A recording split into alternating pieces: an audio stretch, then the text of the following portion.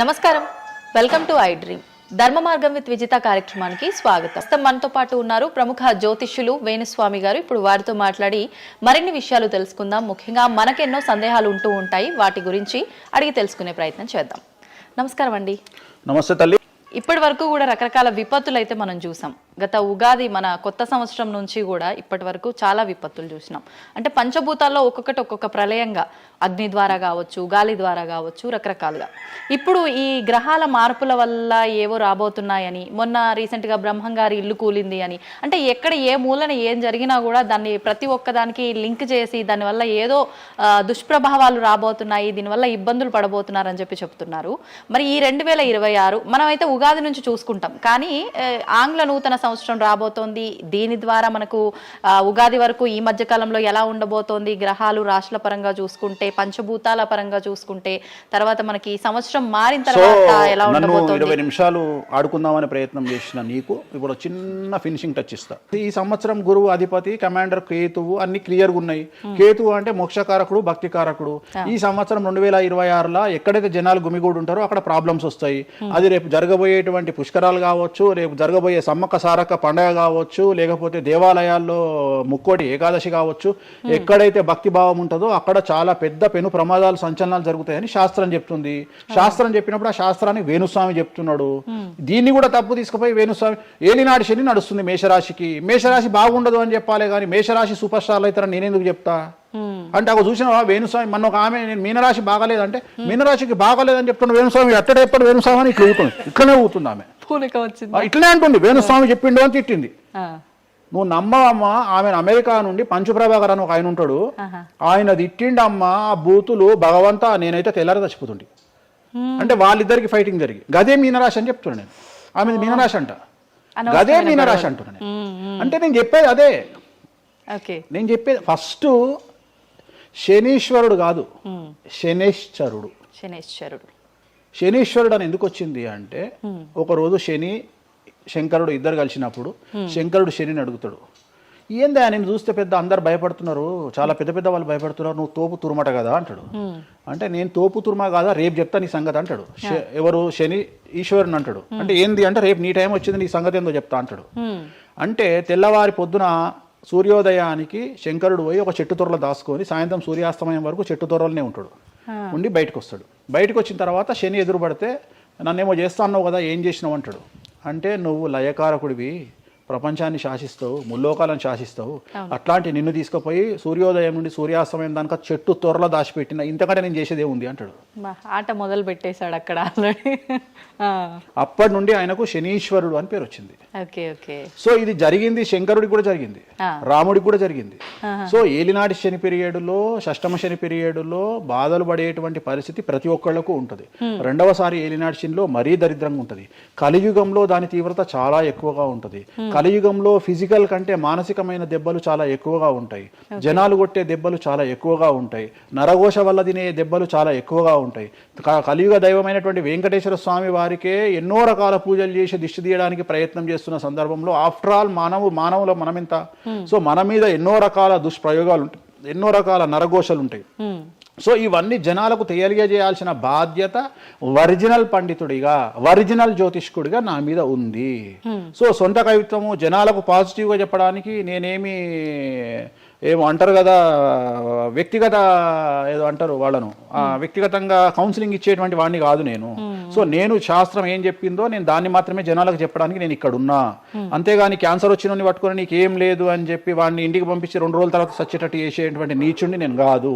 Cancer వస్తే cancer వచ్చింది, ధైర్యంగా బతుకు, ఇంకా బతుకు, నీ కోరికలు తీర్చుకో, అన్ని కోరికలు తీసుకొని సావు అని చెప్తా. రెండవది, అన్ని తిని 60 ఏళ్ళు పోతే ఏం తినకుండా 80 ఏళ్ళు బతికితే లాభం లేదు. సో కలియుగంలో ఇవన్నీ సమస్యలు చాలా తీవ్రంగా ఉంటాయి. భార్యాభర్త కారులో పోతే పక్కింటోడు ఏడిస్తాడు, మంచి కారు కొనుక్కుంటే ఏడిస్తాడు, ఒక పిల్లగాడు మంచి ఉత్తీర్ణత శాతంలో పాస్ అయితే ఏడిస్తారు, మంచి ఉద్యోగం వస్తే ఏడిస్తారు, ఒక పొలిటికల్ బాగుంటే చస్తాడు, ఒక యాంకర్కు డబ్బులు వస్తే చస్తాడు. సో ప్రతి దగ్గర ఏడుపు ఏడుపు ఏడుపు, జలసు అనేటువంటిది రాజ్యమేలుతున్నటువంటి సందర్భంలో తెలుగు రాష్ట్రాలలో అది పీక్ స్థాయిలో ఉండేటువంటి పరిస్థితులలో నిజాలు చెప్పి జనాలని భయానికి దూరంగా ఉంచాల్సినటువంటి బాధ్యత నాది, జరగబోయే నష్టం నుండి కాపాడాల్సినటువంటి బాధ్యత నాది అని ఇంతమంది రాళ్ళేసినా, ఇంత చెండాల పనులు చేసినా, వ్యక్తిగతంగా నన్ను విమర్శలు చేసినా నేను ఎవరిని వ్యక్తిగతంగా విమర్శించడం లేదు. ఎందుకంటే ప్రతి ఒక్కడి ముడి కింద ఖచ్చితంగా సమస్యలు ఉంటాయి. ఈ శుద్ధపూస ఎవడూ కాదు. నాకంటూ నెల రోజులు పక్కకు తీస్తే ఒక్కొక్కటి జాతకాలు చెప్పగలుగుతా అందరివి. నేను వాటి జోలికి బోదలుచుకోవట్లేదు. శాస్త్రం ఏం చెప్పిందో శాస్త్ర ప్రామాణికంగా నేను జనాలకు తెలియజేయాలని కోరుకుంటున్నా. సో లాస్ట్ ఇయర్ ఎట్లా జరుగుతుందో 2025లో అనుభవించిన కష్టం కంటే 2026 ఎక్కువ, 2026 కంటే 27 ఎక్కువ, 27 కంటే 28 ఎక్కువ, 2025 నుండి 28 వరకు సమాజంలో ప్రకృతిలో జరిగే సంఘటనల తీవ్రత చాలా ఎక్కువగా ఉండబోతా ఉంది. ప్రకృతి పరంగా, సామాజికంగా, అగ్ని ప్రమాదాల పరంగా, వాహన ప్రయాణాల ప్రమాదం, చాలా రకాల సమస్యలు ఈ సంవత్సరం ఉండబోతున్నాయి. ఓకే, రాశుల పరంగా ఎలా ఉంటుందండి? సో ఈ సంవత్సరము ఫస్ట్ రాశుల కంటే ముందు మనం మాట్లాడుకోవాల్సింది ఏంటి అంటే, ఈ సంవత్సరము రైలు ప్రమాదాలు, అగ్ని ప్రమాదాలు, వాహన ప్రమాదాలు, అలాగే జన సమీకరణలు ఉన్న చోట, భక్తులు గుమిగూడే చోట, జన సాంద్రత ఉన్న చోట, అది సినిమా థియేటర్లు అవ్వచ్చు, భక్తికి సంబంధించిన ఏరియా అవ్వచ్చు, సో మార్కెట్లు అవ్వచ్చు, మాల్స్ అవ్వచ్చు, వాటిల్లో పెను సంచలనాలు ఈ సంవత్సరం జరిగే అవకాశాలు ఉన్నాయి. ఆర్థిక నష్టము అంటే ఆస్తి నష్టము, జన నష్టము ఉండేటువంటి అవకాశాలు ఉన్నాయి. కాబట్టి జనాలకు చెప్పే విషయం ఏంటంటే, భక్తి పేరుతో జనాలు లేనటువంటి ప్లేస్కి వెళ్ళండి. ముక్కోటి ఉంది, ఖాళీగా ఉన్న వెంకటేశ్వర గుడికి వెళ్ళండి హ్యాపీగా. ఆ దేవుడికి డబ్బులు ఇచ్చిన వాళ్ళు అవుతారు, పంతులకు డబ్బులు ఇచ్చిన వాళ్ళు అవుతారు, గుడికి 4 రూపాయలు ఇచ్చిన వాళ్ళు అవుతారు. అట్లనే జనాలు లేనటువంటి ప్లేసుల్లో పుష్కరాలకు వెళ్ళండి ఈ సంవత్సరము. సో జన సాంద్రత ఉన్నటువంటి ప్రదేశాలను ఈ సంవత్సరం అవాయిడ్ చేయడానికి ప్రయత్నం చేయండి. సో టూర్లు మ్యాక్సిమం అవాయిడ్ చేయండి. ఈ సంవత్సరము లోయ ప్రాంతాలలో, కొండ ప్రాంతాలలో, నదీ పరివాహక ప్రాంతాలలో పెను సంచలనాలు నమోదయ్యే అవకాశం ఉంది. టూరిస్టు ప్రాంతాలలో కూడా ప్రాబ్లమ్స్ ఉంటాయి. ఈ సంవత్సరం భారతదేశంలో కొన్ని ప్రదేశాల్లో మత కల్లోలాలు రేగేటువంటి అవకాశం కనిపిస్తూ ఉంది. కర్ఫ్యూ విధించేటువంటి అవకాశం కనిపిస్తూ ఉంది. సో ఇవన్నీ కూడా ఈ సంవత్సరం చాలా తీవ్రంగా ఉండబోతా ఉన్నాయి. సో జాగ్రత్తలు వహిస్తే మంచిది. ఓకే, ఇప్పుడు అంటే ఇవి ఎవరికి, అంటే ఏదైనా గ్రహాల్లో మార్పులు ఉన్న వాళ్ళకా, లేదంటే అంటే ఇదంతా మనం ప్రకృతి పరంగా చెప్పాలి. ప్రకృతి పరంగా దాంట్లో ఎవరు ఉంటారు అంటే, చనిపోయే వాళ్ళని తీసుకుంటే ఆ బాధితులు ఎవరైతే ఉంటారో వాళ్ళ జాతకంలో ఏలినాటి శనో, షష్టమ స్థానంలో శనో, వ్యయ గురువో ఉంటాడు. సో మనం వాళ్ళే అని చెప్పలేం కదా, అక్కడికి పోయిన వాళ్ళల్లో వాళ్ళు ఉంటారు. ఎవడైతే నష్టజాతకుడు ఉంటాడో వాడికి ఆ ఇన్సిడెంట్ జరుగుతుంది. సో ఇది ఓవరాల్ గా సంవత్సర ప్రిడిక్షన్ అంటారు. సో రాబోతున్నటువంటి సంవత్సరం పేరు కూడా చాలా చాలా చాలా కాంట్రవర్షియల్ నేమ్, పరాభవనామ సంవత్సరము. పరాభవము అంటే ఓటమి, అవమానముతో కూడిన ఓటమి అని అర్థం. పరాభవము, దుర్యోధనుడికి మయసభలో జరిగినది పరాభవము. సో అలాంటి పరాభవము ఎవరికి జరుగుతుంది అంటే, ఎవరి జాతకంలోనైతే ఏలినాటి శని ఉందో, 6వ స్థానంలో శని ఉన్నాడో, 8వ స్థానంలో శని ఉన్నాడో, 12వ స్థానంలో గురువు ఉన్నాడో వాళ్లకు ఈ సంవత్సరం సంచలనాలు ఉండబోతా ఉన్నాయి. అది మేషరాశి కావచ్చు, మీనరాశి కావచ్చు, సింహరాశి కావచ్చు. సో ఇలాంటి వారికి ఈ సంవత్సరం పెను సంచలనాలు ఉండేటువంటి అవకాశాలు ప్రస్ఫుటంగా కనిపిస్తూ ఉన్నాయి. సో ఇది ఓవరాల్ గా సంవత్సర ఫలితము. ఇక 12 రాశులకు సంబంధించి ముందుగా మేషరాశి కనుక తీసుకున్నట్లయితే, మేషరాశికి ఈ సంవత్సరము ఏలినాటి శని నడుస్తూ ఉంది. సో ఏలినాటి శని ఒక పక్క గురువు బాగాలేడు, ఒక పక్క రాహు బాగాలేడు, ఒక పక్క కేతు బాగాలేడు. సో ఇలాంటి సందర్భంలో పెను సంచలనాలకు కారణభూతమయ్యేటువంటి అవకాశం ఉంది. సో విద్యార్థులకు ఉత్తీర్ణత శాతం తగ్గుతుంది, కోరుకున్న ప్లేస్మెంట్స్ రావు, వీసా రిజెక్ట్ అయ్యే అవకాశం ఉంది. ఉద్యోగస్తులకు పై అధికారుల వల్ల సమస్యలు ఉంటాయి, ప్రమోషన్లు ఆగిపోతాయి. సో బదిలీలు చాలా దూరంగా బదిలీలు అయ్యే అవకాశం కనిపిస్తూ ఉంది. రాజకీయ నాయకులకు ఫెయిల్యూర్స్ కనిపిస్తూ ఉన్నాయి, ఉన్న పదవులు కోల్పోయే అవకాశం కనిపిస్తుంది, ఎన్నికలలో ఓటమి కనిపిస్తూ ఉంది. రైతులకు మొదటి పంట కంటే రెండవ పంట బాగుండే అవకాశం ఉంది. కళాకారులకు, క్రీడాకారులకు అవకాశాలు తగ్గిపోయి ఆదాయం తగ్గిపోయే అవకాశం ఉంది. స్త్రీలకు సంబంధించి భర్తల మధ్యన గొడవలు అయ్యే అవకాశం ఉంది. అలాగే వ్యాపారస్తులకు, బ్యూరోక్రాట్లకు ఈ సంవత్సరం ఏసీబీ, సిబిఐ, సిఐడి లాంటి కేసులు లేదా ఈడీ కేసులు కనిపిస్తూ ఉన్నాయి. ఈ సంవత్సరం ఓవరాల్గా మేషరాశి వాళ్ళని తీసుకుంటే న్యాయపరమైన ఇబ్బందులు, ఆర్థికపరమైన ఇబ్బందులు, ఆరోగ్యపరమైన ఇబ్బందులు, తండ్రికి సంబంధించిన అపమృత్యు గండము, అలాగే న్యాయపరమైన చిక్కులు, వాహన ప్రమాదాలు, భార్యాభర్తల మధ్యన గొడవలు, ఇవన్నీ మేషరాశి వారికి కనిపిస్తూ ఉన్నాయి. మరి ఏం చేసుకోవాలా అంటే, తిరునల్ల శనీశ్వర ఆలయంలో ప్రత్యేకమైన శని పూజ నిర్వహించుకోవడంతో పాటు నలుపు రంగు దుస్తులకు దూరంగా ఉండడము, నలుపు చెప్పులు, నలుపు వాహనాలకు దూరంగా ఉండడము, లెదర్ వస్తువులకు దూరంగా ఉండడము, నలుపు లెదర్ వస్తువులకు దూరంగా ఉండడం వల్ల సమస్యల నుండి గట్టెక్కుతారు. ఏడాదంతా వీటికి దూరంగా ఉండాలి. మరి తర్వాత నెక్స్ట్ వృషభ రాశి. సో వృషభ రాశి వారికి ఈ సంవత్సరం 100కు ఇంచుమించుగా 75% అనుకూలంగా ఉంది. రాహువు, కేతువు, గురువు, శని అనుకూలత కనిపిస్తూ ఉంది. చాలా బాగుండబోతా ఉంది. ఈ సంవత్సరం మే నుండి విపరీతమైన రాజయోగం పట్టబోతా ఉంది. చాలా అనుకూలంగా ఉంది. విద్యార్థులకు ఉత్తీర్ణత శాతం ఉంటుంది. స్త్రీలకు అనుకూలమైన ఫలితాలు ఉంటాయి. స్త్రీలకు మీ ఇంట్లో కమాండింగ్ అంతా మీదే ఉంటుంది. రాజకీయ నాయకులకు ఎన్నికలలో విజయాలు సాధిస్తారు. డబ్బులు ఎక్కువ ఖర్చైనా విజయాలు సాధిస్తారు.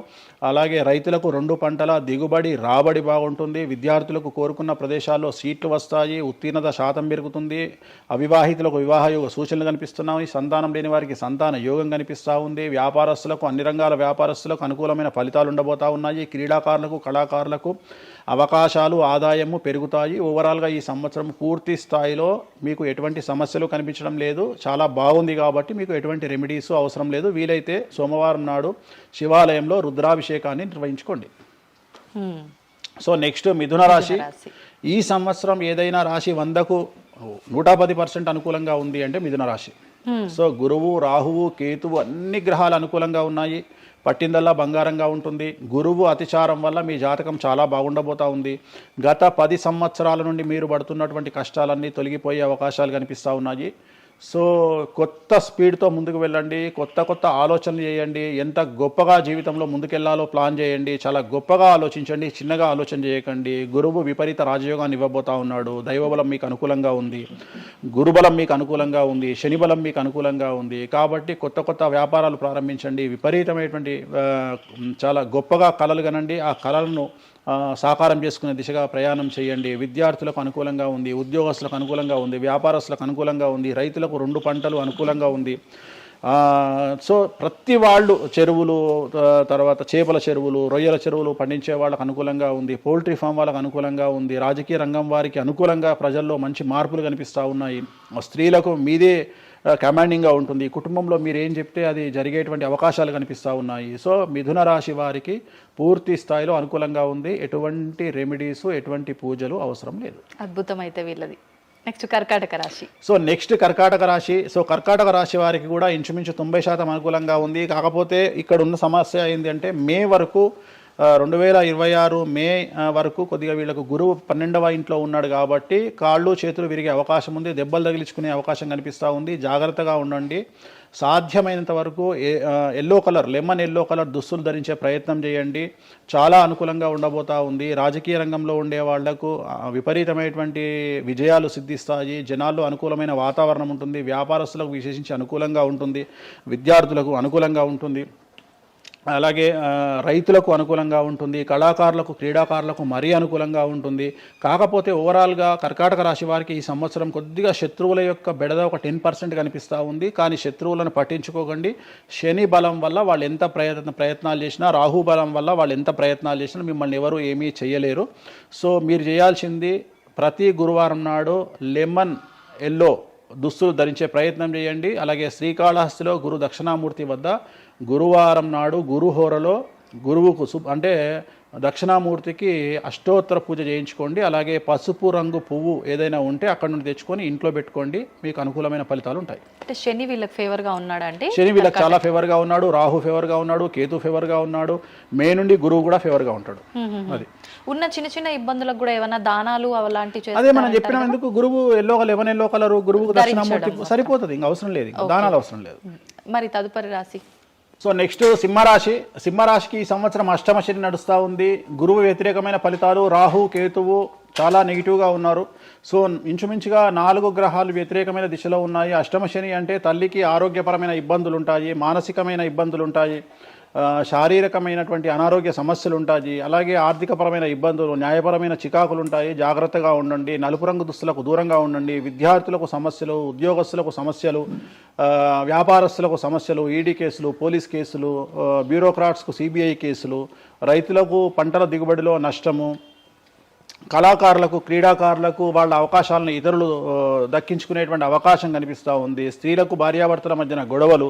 సో ఓవరాల్గా సింహరాశి వారికి ఏ రంగంలో వారైనా సమస్యలు కనిపిస్తూ ఉన్నాయి. అష్టమ శని ప్రభావం కనిపిస్తూ ఉంది కాబట్టి నలుపు రంగు దుస్తులకు దూరంగా ఉండండి.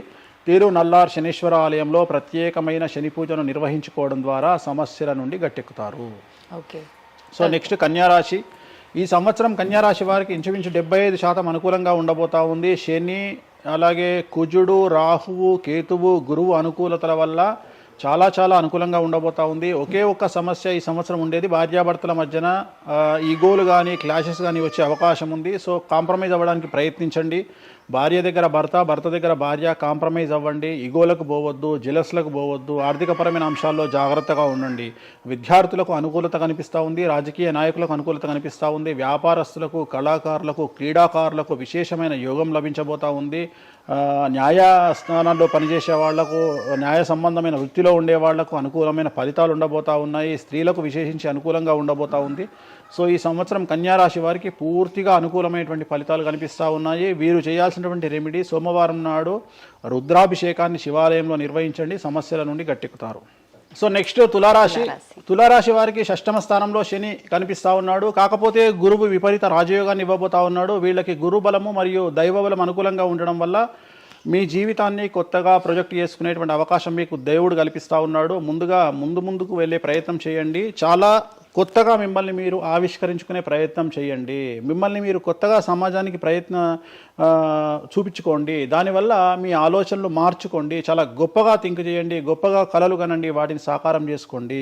గురువు అనుకూలంగా ఉన్నాడు. కాకపోతే కుటుంబంలో పెను సంచలనం జరిగే అవకాశం కనిపిస్తూ ఉంది. 6వ స్థానము భాగ్యానికి మరియు శత్రుత్వానికి కారకుడు కాబట్టి శని వల్ల సంచలనం జరిగే అవకాశం ఉంది. విద్యార్థులు, ఉద్యోగస్తులు, వ్యాపారస్తులు, కళాకారులు, క్రీడాకారులు, రైతులు, అలాగే రాజకీయ నాయకులు ఎవరైనా సరే వాళ్ళ జీవితంలో ఏదో ఒక పెను సంచలనం జరిగే అవకాశం కనిపిస్తూ ఉంది. నలుపు రంగు దుస్తులకు దూరంగా ఉండండి.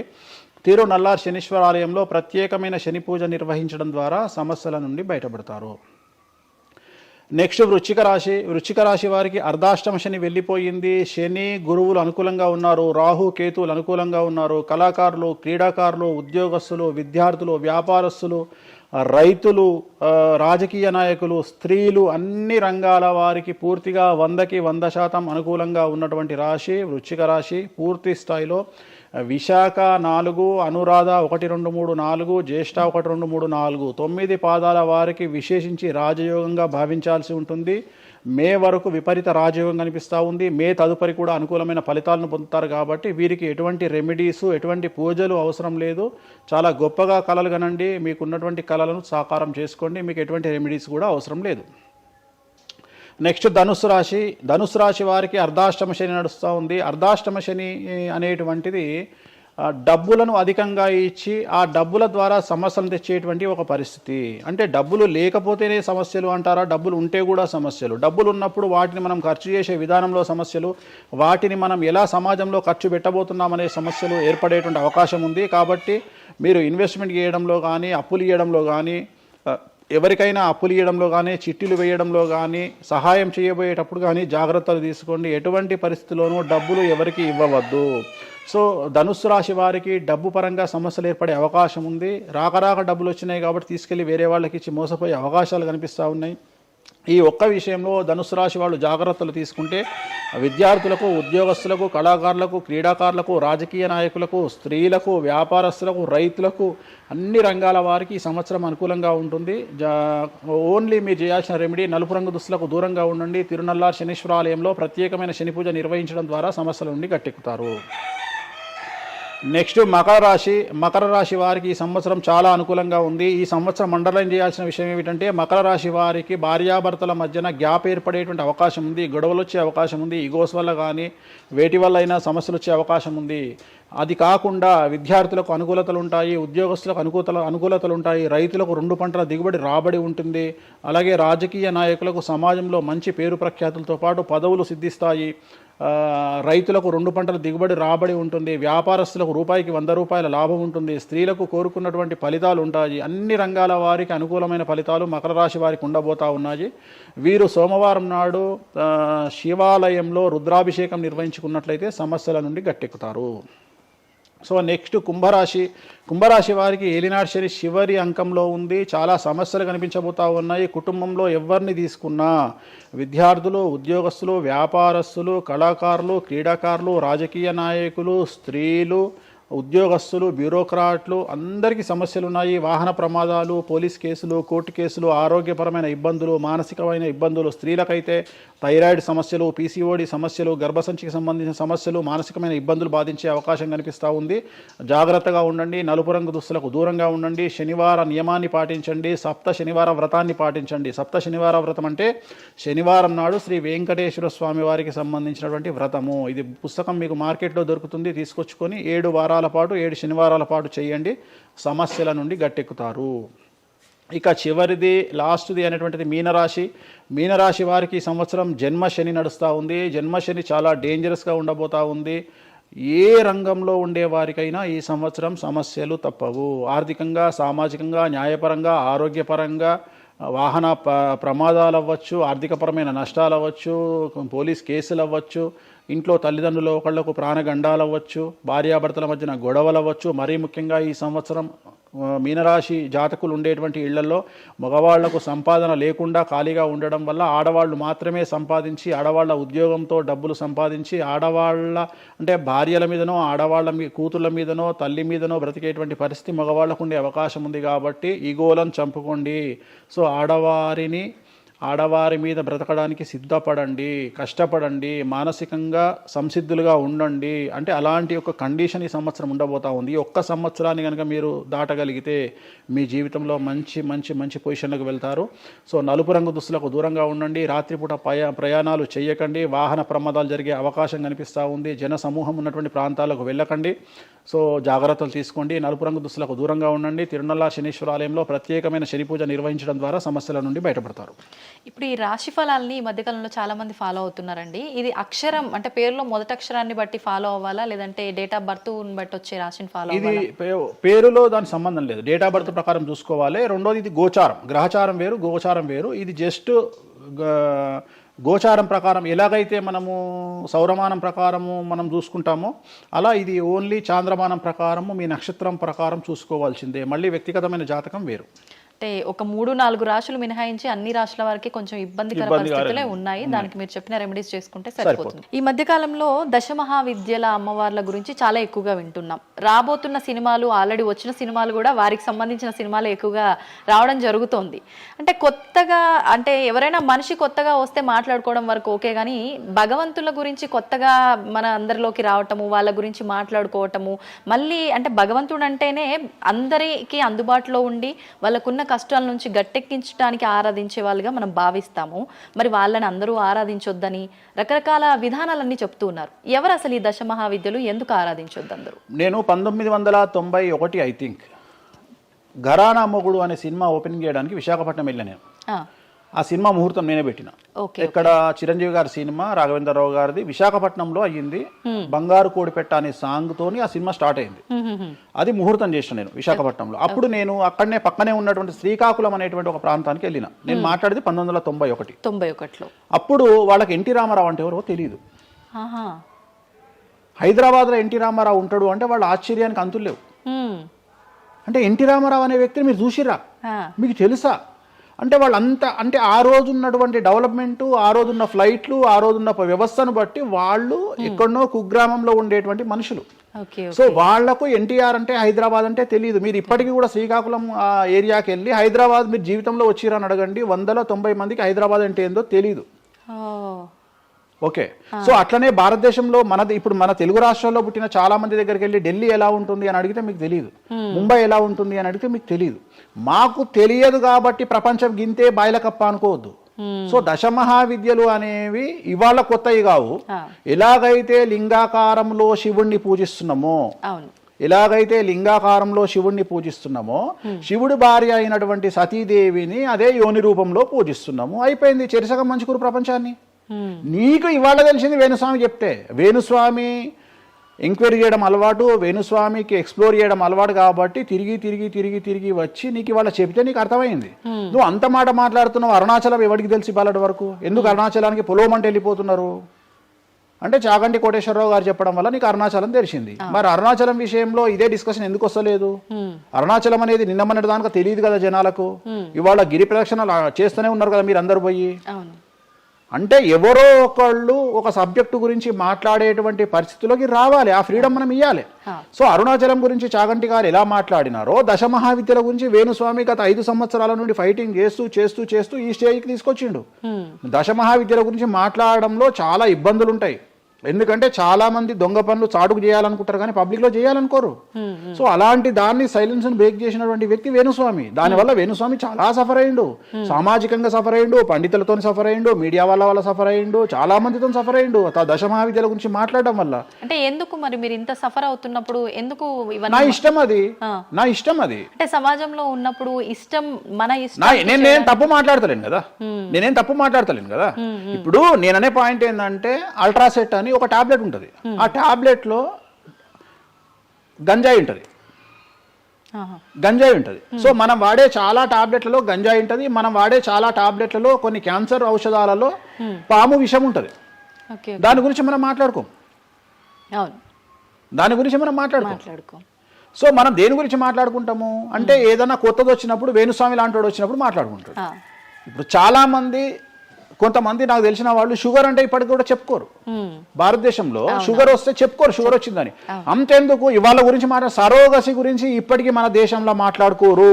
ఇప్పటికి కూడా చాలా మంది సెలబ్రిటీలు సరోగసితోని పిల్లల్ని గంటూ అబద్ధాలు చెప్పుకుంటారు, మేము కడుపుతోనున్నామని.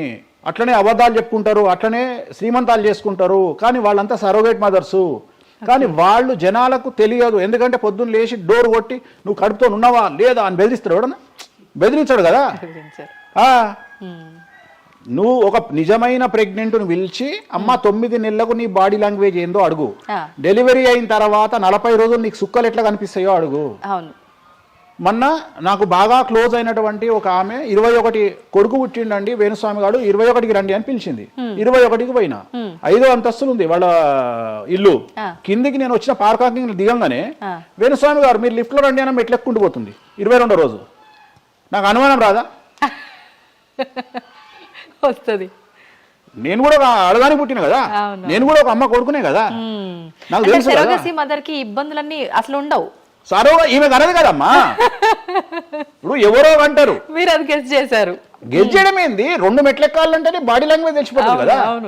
ఈమె స్వామి గారు మీరు లిఫ్ట్ లో రండి అని టకటక మెట్లెక్కుంటుంది. అంటే అంతకుముందు ఒక ఎట్లా ఉరికిందో డెలివరీ అయినాక కూడా అట్లే ఉరుకుతుంటే నాకు అనుమానం ఏమేమి ఇట్లా ఉరుకుతుంది అంటే okay surrogate okay okay okay అంటే వాళ్ళు చెప్పుకోవడానికి భయపడుతుంది. అందరు నయనతారులు లక్ష్మీ మనుషులు కాదు కదా. అప్పటికైనా మీకు చెప్పారా వాళ్ళు ఓపెన్ గా? చెప్పలేదు, ఇప్పటికీ చెప్పలేదు. ఆల్రెడీ అట్లనే సెలబ్రిటీలు చాలా మంది ఇదే పని చేస్తారు.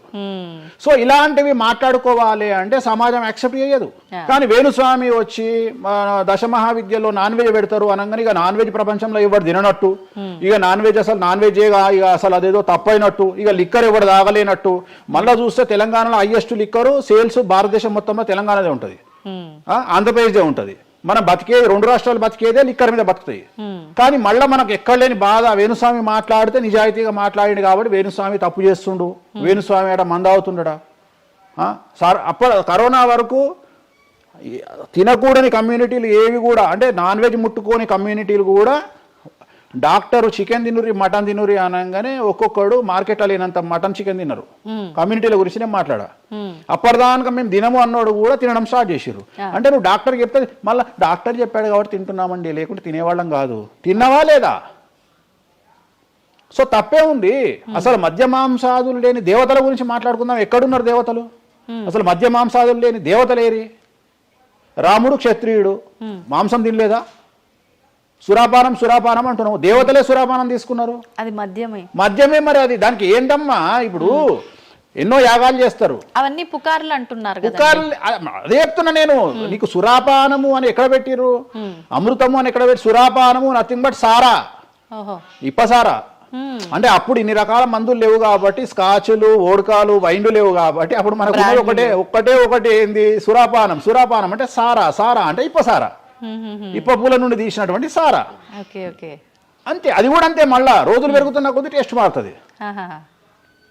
సో ఇవాళ వేణుస్వామి వచ్చి మాట్లాడంగానే ఇక ఎక్కడ లేనటువంటి అంటే ఏం లేదు. నేను అనేది ఏంటంటే టార్గెట్ చేయడానికి ఏదో ఒకటి కావాలి.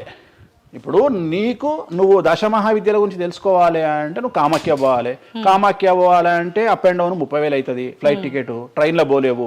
ఈ 30,000 రూపాయలు ఖర్చు పెట్టి నువ్వు అక్కడికి పోయి అక్కడ ఏం జరుగుతుంది అని తెలుసుకుని వచ్చిన తర్వాత వేణుస్వామి మీద నీకు క్లారిటీ వస్తుంది.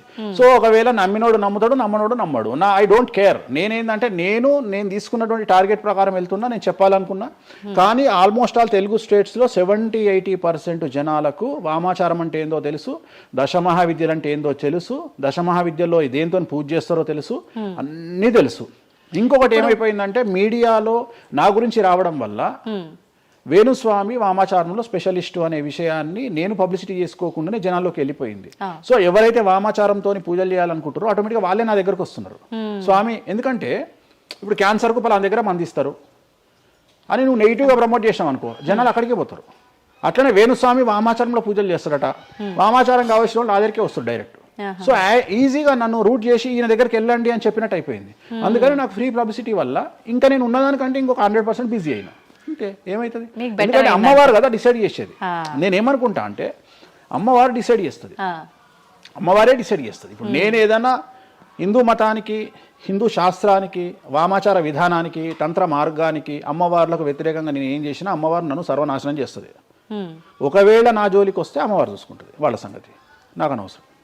ఇప్పుడు మీరు అన్నారు అంటే ఈ దశమహావిద్యల్లో అమ్మవార్లకి మద్యము ఇవన్నీ పంచమకారాలన్నీ కూడా కామన్, అది అందరికీ తెలిసిందే అని.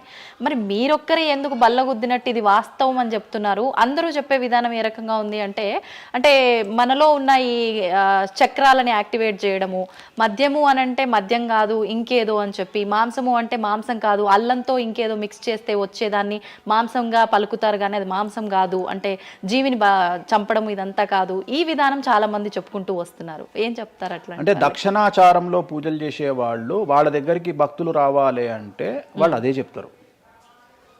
ఓకే, నీకు దీనికి ఒక ఎగ్జాంపుల్ చెప్తా. 2-వీలర్ ఎప్పుడైనా వాడినావా నీ లైఫ్ లో? 2-వీలర్ వాడినవా? నేను అడుగుతున్నా తల్లి ప్రశ్న, నిన్నే అడుగుతున్నా. 2-వీలర్ ఎప్పుడైనా వాడినవా? నేను ఎప్పుడు డ్రైవ్ చేయలే. సో 2-వీలర్ వాడిన వాళ్ళకే తెలుస్తుంది ఈ విషయం, చాలా బాగా తెలుస్తుంది. 2 చక్రాల బండి వాడిన వాడు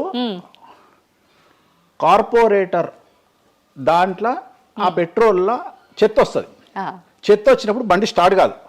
స్టార్ట్ కాకపోతే మనం కొట్టి కొట్టి కొట్టి కొట్టి మెకానిక్ దగ్గర తీసుకుపోయి మెకానిక్ దగ్గర పెడతాం బండి. ఏ మెకానిక్ కూడా మన ముందు కిక్కు కొట్టాడు. బండి ఫస్ట్ మనం ఆపగానే వాడికి చేసేది ఫస్ట్ అది ఇప్పుతాడు మొత్తం. ఎందుకంటే వాడికి తెలుసు ఒకవేళ పుసుక్కున స్టార్ట్ అయితే వీడు నాకు పైసలు ఇయ్యాడు. అందుకని ఏం చేస్తాడంటే దాన్ని కిక్కు కొట్టకుండా మొత్తం డప్పనిప్పి కార్పొరేటర్ క్లీన్ చేసి పైపు తీసి మొత్తం పెట్రోల్ ఇట్లా చూసి అంతా పెట్టి చేసినాక ఒక కిక్కు కొట్టగా కుయ్యి అని స్టార్ట్ అవుతుంది. 50 రూపాయలు ఇస్తారంటాడు. రైట్, అయిపోయింది. రెండవది, నువ్వు ఆంజనేయ స్వామి గుళ్ళో పనిచేసే పంతుల దగ్గరికి పో, జ్యోతిష్యం చెప్పించుకో. దోష నివారణ నీకు ఏం చెప్తాడంటే హనుమంతుడికి సింధూరము అంటాడు. నవగ్రహ గుడిల పంతుల దగ్గరికి పో, గ్రహాల పూజలు చెప్తారు. నవగ్రహాలకు అభిషేకము అంటాడు, తైలాభిషేకము అంటాడు. అంటే నువ్వు ఎవరి దగ్గరికి పోతే వాడి దగ్గర లేని దాన్ని వాడు అడ్వైజ్ చేయడు. లాజిక్ అర్థమైందా? వాడి దగ్గర లేని దానికి వాడు అడ్వైజ్ చేయడు. దశమహావిద్యల గురించి కానీ వామాచారం గురించి కానీ చేయగలిగిన తోపు తురుము సౌత్ ఇండియాలో వేణుస్వామి ఒక్కడే.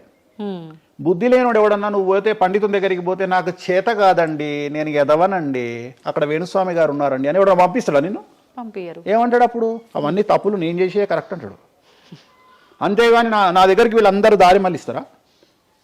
పొండి వేణుస్వామి దగ్గరికి అని. అప్పుడు ఏం చెప్తాడు? పంచమకారాలు లేవు అంటాడు. అప్పుడు నేనేం చెప్తున్నా? వేణుస్వామి నిజాయితీ పరుడు కాడు, వేరే వాళ్ళు నిజాయితీ పరులు కారు. మీ చేతిలో ఆండ్రాయిడ్ ఫోనో ఐఫోనో ఉంది, గూగుల్లో కానీ చాట్‌జీపీటీలో కానీ జెమినీలో కానీ వామాచారం అంటే ఏందో ఓపెన్ చేయండి, దశమహావిద్యలు అంటే ఏందో ఓపెన్ చేయండి, వామాచారంలో ఉండే పంచమకారాలు అంటే ఏంటో ఓపెన్ చేయండి. మీకు మీరే తెలుసుకోండి. ఈ సమాజంలో తెలుగు రాష్ట్రాల్లో ఉన్న దొంగలెవరో దొరలెవరో మీరే గుర్తుపట్టండి.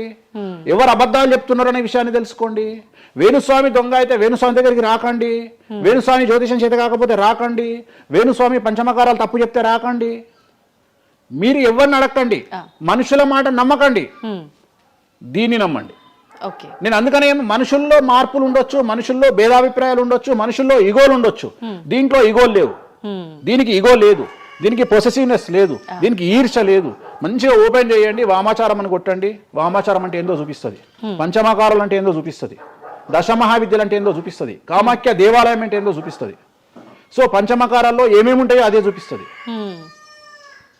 సో పంచమకారాలలో ఒక్కటి మాత్రమే గురుముత, మాకు గురువు ఏం నేర్పించిండో అది మేము చేయాలి. మిగిలిన 4 మైథునం, మిగిలిన 4 ఫిజికల్గా పెట్టాల్సిందే. సాత్విక దేవతలు అంటే గణపతి, సరస్వతి, వెంకటేశ్వర స్వామి, చండి, వీళ్ళంతా సాత్విక దేవతలు. మేము దశమహావిద్యలకు వచ్చేటప్పటికి ఉగ్రదేవతలు. ఉగ్రదేవతలకు ఎప్పుడు కానీ డైరెక్ట్గా నువ్వు ఏమైతే సబ్జెక్ట్లో ఉన్నాయో అవి పెట్టాల్సిందే.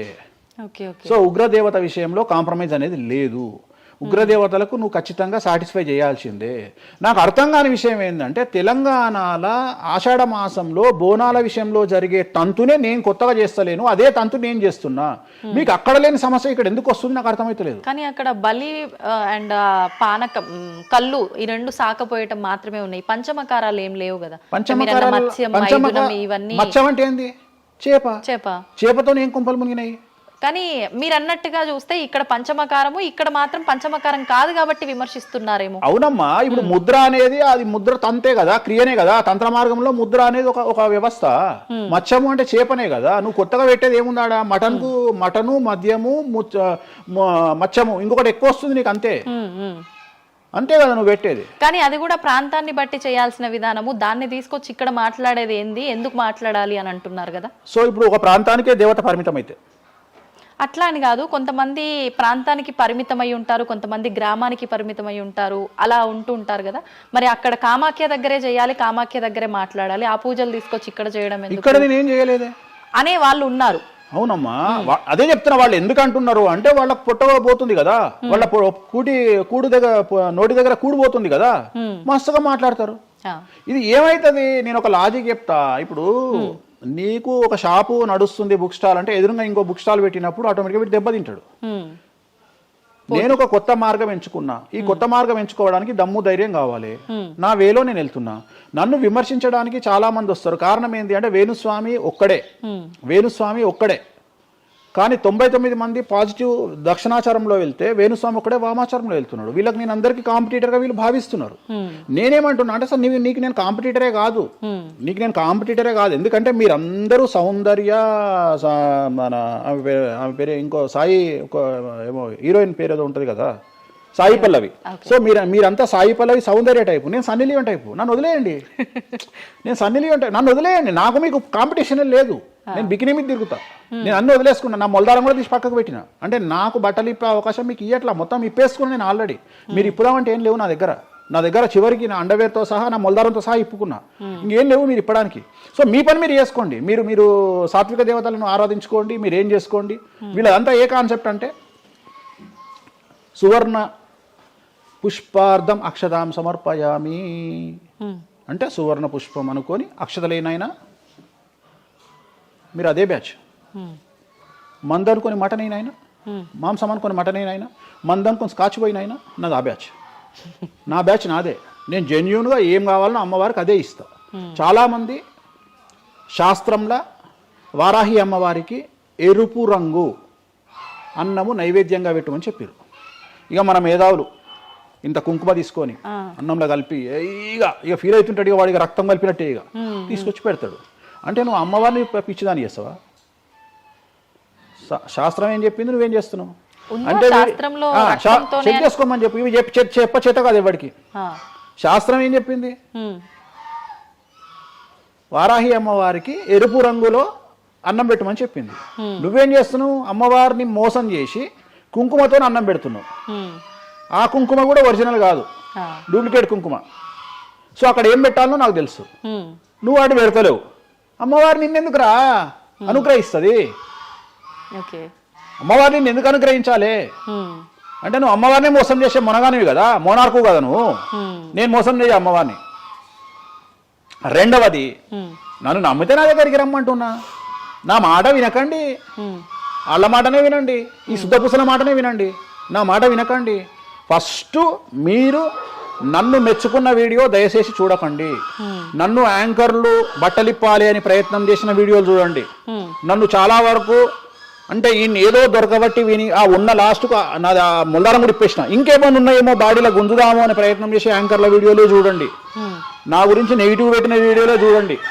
మీకు నా మీద చివరిగా నమ్మకం కలిగి ఈయన దగ్గర విషయం ఉందంటే రండి, లేకుంటే రాకండి. ఇంకొక విషయం అంటే మీరు ఇంత ధైర్యంగా దర్జాగా ఒక సవాల్ విసిరినట్టుగా మాట్లాడుతున్నారు వీడియోలో మాట్లాడినప్పుడు, మరి మీరు చెప్పినవన్నీ అంటే వేణుస్వామి చెప్పినవన్నీ వాస్తవాలైతే శాస్త్రంలో ఉంది నేను చూపిస్తానే అతనైతే ఎంతసేపు ఉన్నా ఆయన పర్సనల్ వీడియోలో చెప్పడము వేరే యాంకర్ల దగ్గర చెప్పడం తప్ప డిబేట్లకు ఎందుకు రారు, వచ్చి మాతో వాదించవచ్చు కదా, ప్రూవ్ చేయొచ్చు కదా అని చాలా మంది అంటున్నారు. మీరు రెడీనా?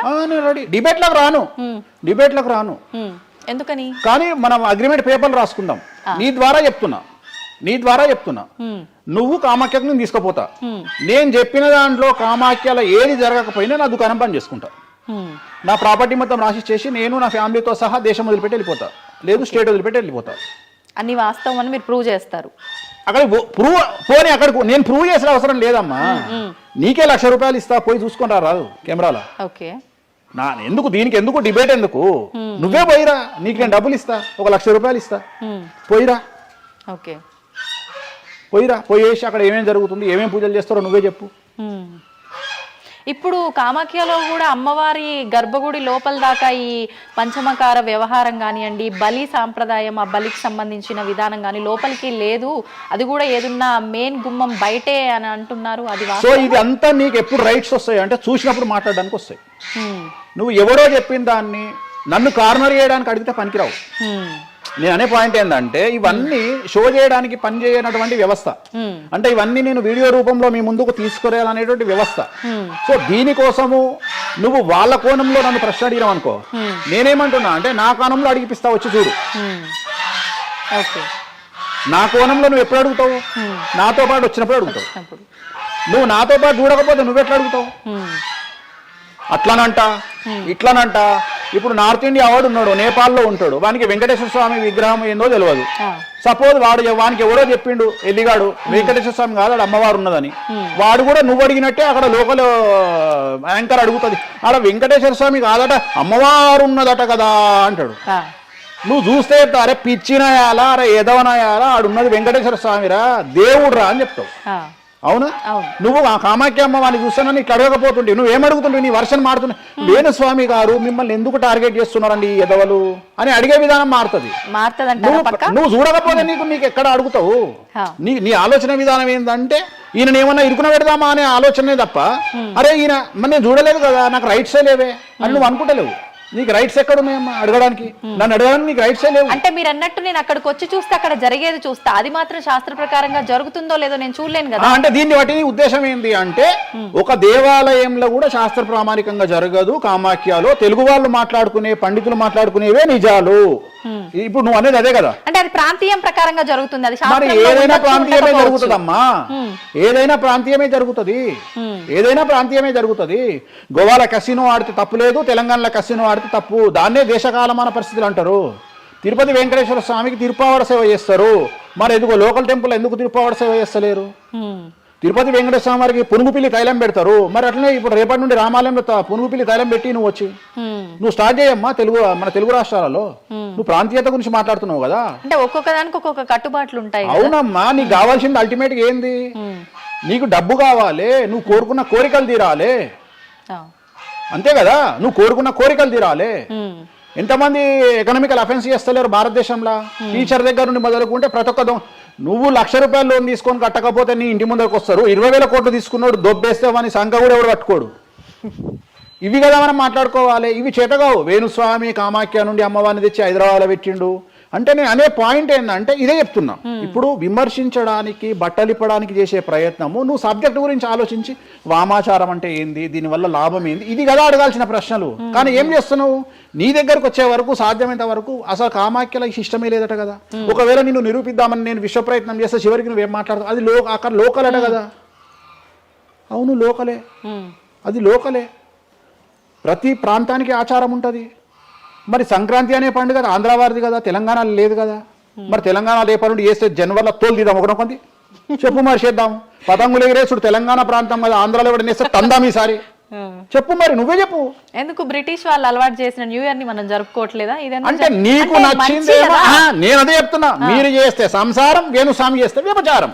అంటే అర్థమైంది ఏంటంటే, యాంకరింగ్ ఇప్పుడు ఇంటర్వ్యూ మనం మాట్లాడుకుంటే సంవత్సరం గురించి మాట్లాడదామంటే నీకు అల్టిమేట్గా కాంట్రవర్సీ కావాలి. ఎందుకంటే జనాలు కాంట్రవర్సీ తన్నుకొని వస్తే ఎంజాయ్ చేస్తారు. ప్రశాంతంగా కూర్చొని ఓం నమో వెంకటేశాయ, వెంకటేశ్వరం కొబ్బరికాయ కొడతాడు, వెంకటేశ్వరం నామాలు ఉంటాయి అంటే ఎవరు చూడాడు. ఇట్లా మనం ఇద్దరం పెంట పెట్టుకున్నాం అనుకో, కింద నన్ను తిట్టేటోడు వచ్చిండ్రో ఆ దున్నపోతు అని ఒక కామెంట్ పెట్టి ఎంజాయ్ చేసేటోడు చేస్తాడు. సో ఇవన్నీ చూసి చూసి చూసి చూసి చూసి వెక్స్ అయిపోయినా. నేను ఒకటే నమ్ముతా, ఒక మనిషి విమర్శించంగానే ఆ మనిషి లైఫ్ నాశనం అయితే ఆ మనిషి బ్రతికి వేస్ట్. ఒక మనిషి కొట్టగలిగితే ఆ మనిషి లైఫ్ వేస్ట్. మీరు ఏం కొట్టుకుంటారో, ఏం విమర్శ చేసుకుంటారో మీ ఊహకే వదిలేస్తున్నా. వేణుస్వామి అన్టచబుల్. వేణుస్వామి చాలా కష్టపడి స్థాయికి వచ్చిండు. సో వేణుస్వామి చెప్పేవేవి అబద్ధాలు కాదు. ఇంత పెద్ద స్టేట్మెంట్ ఇస్తున్నా. వేణుస్వామి తప్పు చేస్తే వేణుస్వామిని అమ్మవార్లు సర్వనాశనం చేస్తారు, 1000 ముక్కలు చేస్తారు. వేణుస్వామి సర్వనాశనం అయిపోతాడు. నా జోలికి ఎవడొచ్చినా వాని సంగతి అమ్మవారు చూసుకుంటుంది. ఇంతకంటే బిగ్గెస్ట్ స్టేట్మెంట్ ఎవడు ఇయ్యాడు ప్రపంచంలో, నేను ఇస్తున్నా. సో నేను ఇక్కడున్న తొప్పాసగాళ్ళతో డిబేట్ పెట్టాల్సిన అవసరం నాకు లేదు. నీకు ఉండి నీకు దమ్ము ఉంటే నువ్వు తీసుకురా, ఎవరిని తీసుకొస్తావో నేను డబ్బులు పెట్టుకుంటా, కామాఖ్య తీసుకుపోతా, చూపిస్తా. మళ్ళీ మొత్తం చూపించిన తర్వాత నేను నోట్ల నుంచి ఇది లోకల్ ఇది లోకల్. రాత్రి పెళ్లిలు ఏదైతాయి ఆంధ్రాలో అవుతాయి, తెలంగాణలో ఏ పెళ్లిలు అవుతాయి 11 గంటలకు అవుతాయి. మరి ఇప్పటి నుండి తెలంగాణలో ఎవడన్నా రాత్రిపూట పెళ్లి చేసుకుని తన్నాలే పట్టుకొని. ఇంత పెద్ద గ్లోబలైజేషన్ అయ్యింది. చివరికి బాలయ్య బాబు సినిమాలకు కూడా పరదాలు కాలుస్తున్నాం అమెరికాలో, పవన్ కళ్యాణ్ సినిమాలకు కూడా పరదాలు కాలుస్తున్నాం అమెరికాలో. దీంట్లో రానటువంటి పట్టింపు ఓన్లీ వేణుస్వామి కామాఖ్య దగ్గరికి పోయినప్పుడే వస్తుంది అంటే కావాలని చేస్తున్న వ్యవహారం ఇదంతా. వాళ్ళ ఇష్టం. ధన్యవాదాలండి, చాలా చక్కగా వివరించారు. ఓం నమో వెంకటేశాయ.